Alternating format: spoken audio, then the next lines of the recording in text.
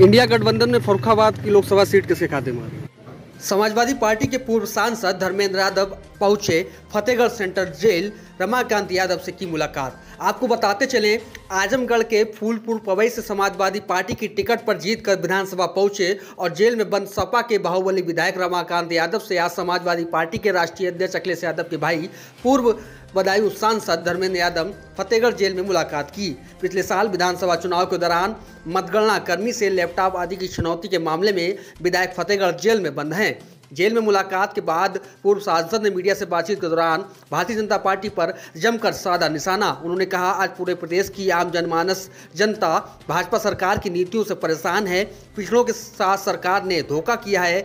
एक राष्ट्र एक चुनाव के सवाल पर जवाब देते हुए कहा कि इंडिया गठबंधन से बीजेपी सरकार घबराई हुई है, यह साफ तौर पर देखा जा रहा है। तो वहीं रसोई गैस के दाम कम होने पर उन्होंने कहा कि यह सरकार जनता को गुमराह करना चाहती है, पर सरकार इनके छलावे में आने वाली जनता नहीं है। तो वहीं स्वामी प्रसाद मौर्य के बयान को लेकर जवाबदेही से बचते दिखे। फर्रुखाबाद लोकसभा सीट समाजवादी पार्टी खाते में आने की बात पर बोले, यह समाजवादी पार्टी के राष्ट्रीय अध्यक्ष तय करेंगे। मैं यहाँ रमाकांत यादव से मिलने आया था। आइए देखते हैं क्या कुछ बताया है पूरी बातचीत के दौरान पूर्व सांसद धर्मेंद्र यादव ने। सांसद जी, इंडिया गठबंधन से क्या संभावना यूपी में है?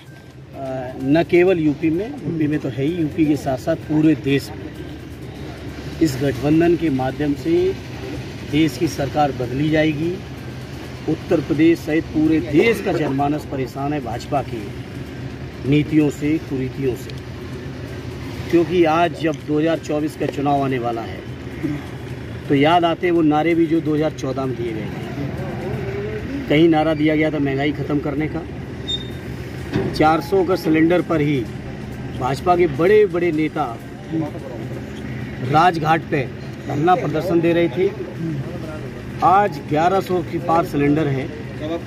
हम लोग इंतजार कर रहे हैं कि बीजेपी के वो नेता कब सिलेंडर लेके निकलेंगे। जहां महंगाई खत्म करने की बात की थी वो सामने है, देश के सामने। जहां कहा गया था कि हर साल 2 करोड़ रोजगार नौजवानों को मिलेंगे, तो अब तक तकरीबन 20 करोड़ नौजवानों को रोजगार मिलने चाहिए थे 14 से 24 तक। रोजगार भी कि नौजवान अपना इंतजार कर रहे हैं रोजगार का, और उसका भी हिसाब किताब नौजवान लेंगे 24 के चुनाव में। किसानों को कहा गया कि आमदनी दूनी होगी। वो किसानों की आमदनी पूरी तरह से दूनी छोड़िए, किसानों की लागत नहीं निकल रही है, क्योंकि खाद, बीज, पानी, बिजली सबके मूल्य इतने बढ़ा दिए गए हैं कि अब किसानों की लागत नहीं निकल पा रही है।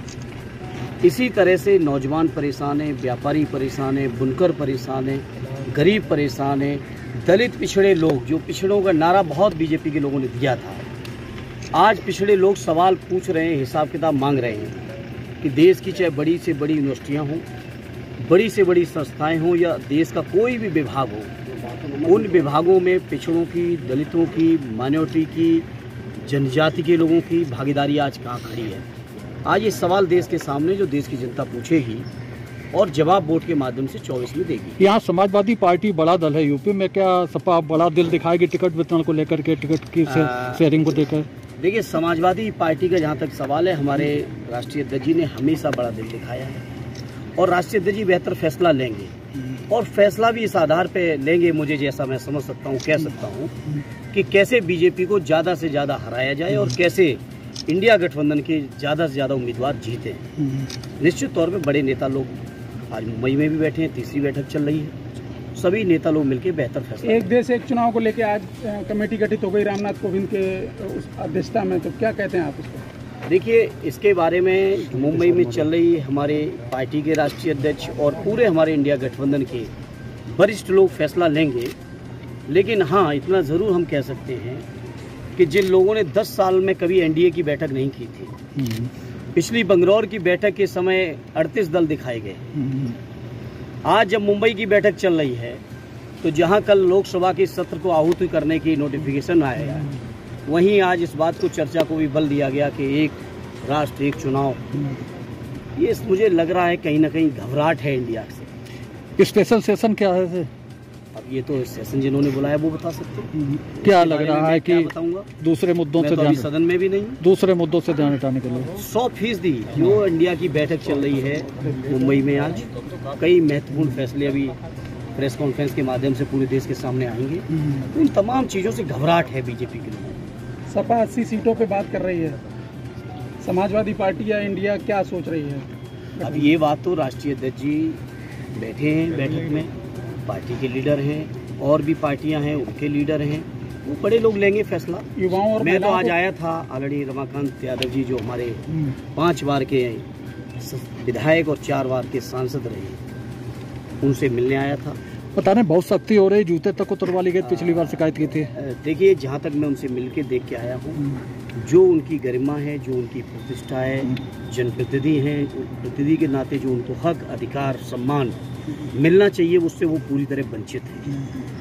मुझे यहाँ तक पता चला कि जेल की मिलाई चटाई पे बैठ के कराई जा रही है एक विधायक की। आप सोचो, चटाई पे बैठा के विधायक जो कि 1985 से आज 28 साल से, मैं समझता हूँ 38 साल से लगातार जो जनप्रतिनिधि हों, संसद के सदस्य रहे हों, विधानसभा के सदस्य रहे हों, आज भी विधानसभा के सदस्य, उनकी मिलाई के लिए चटाई पर उनके खाने पीने से लेके जो तमाम मूल सुविधाएं मिलनी चाहिए, क्योंकि उम्र है, बीमारियां भी साथ में होती हैं, दवाएं भी चल रही हैं, तमाम तरीके की परेशानियां उनके सामने पैदा की जा रही हैं। उनके बेटे रजनीश जी मेरे साथी हैं, अभी मैं मिलके देख के आया, बहुत अफसोस हुआ।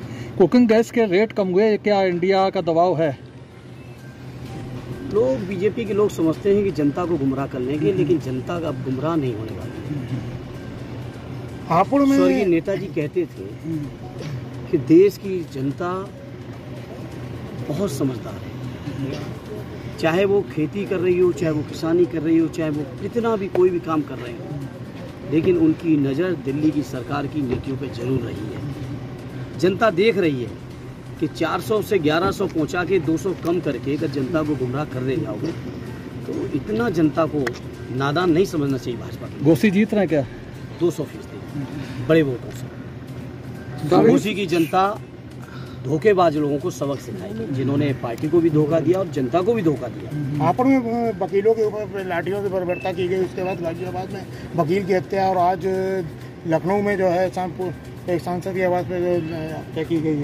किस तरीके की? देखिए, ये उत्तर प्रदेश की कानून व्यवस्था के कुछ नमूने हैं जो आपने बताए, और मुझे खुशी है कि पत्रकार मित्र इन सवालों को उठा रहे हैं। और मैं पत्रकार मित्रों आपसे कहूँगा, जो देश के जनमानस की समस्याएं, उन समस्याओं के प्रति आपको सजग रहना चाहिए। मणिपुर की समस्या मीडिया में नहीं चली, मुख्य धारा की मीडिया में मणिपुर की समस्या नहीं आई। सोशल मीडिया की जब वीडियो आई तो मणिपुर की चर्चा कुछ हद तक की गई, मणिपुर की चर्चा नहीं हुई, लेकिन छोटे छोटे मुद्दों पे आप लोगों ने डिबेट कराई। इन मुद्दों से अब ऊपर आइए, जन नहीं आएंगे तो मैं हर मौके पे पत्रकार वार्ता में कह रहा हूँ, आपके बीच में भी कह रहा हूँ, फर्रुखाबाद के लोगों, मीडिया से भी जनता का विश्वास और भरोसा उठ जाएगा। ये जो चौथे खंभे की आपकी जिम्मेदारी है, इस जिम्मेदारी को निभाइए। जहाँ तक सवाल इन घटनाओं का है, इसको लेकर हमारी पार्टी लगातार सजग है, पार्टी का डेलीगेशन गया हुआ है, और हर घटना पर पार्टी की न केवल नज़र है बल्कि सार्थक प्रयास कर रहे हैं।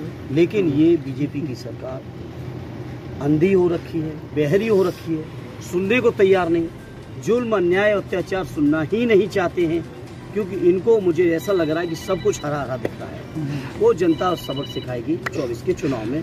आपकी पार्टी के स्वामी प्रसाद मौर्य ने बयान दिया है कि हिंदू धर्म एक छलावा है, पार्टी उनके बयान के साथ में कहाँ पे खड़ी है?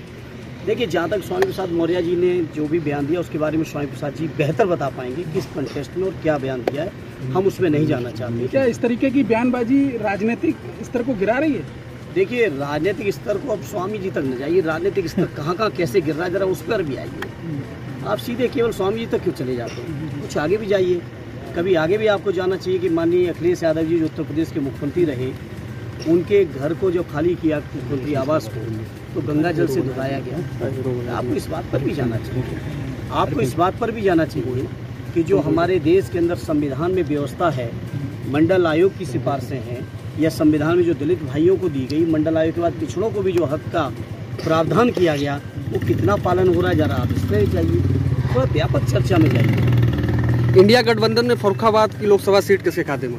अभी हमारे राष्ट्रीय अध्यक्ष तय करेंगे कि हम तय करेंगे। मैं ऑलरेडी MP साहब से, चलिए ठीक, थैंक यू, ऑलरेडी रमाकांत जी से मिला है। Thank you.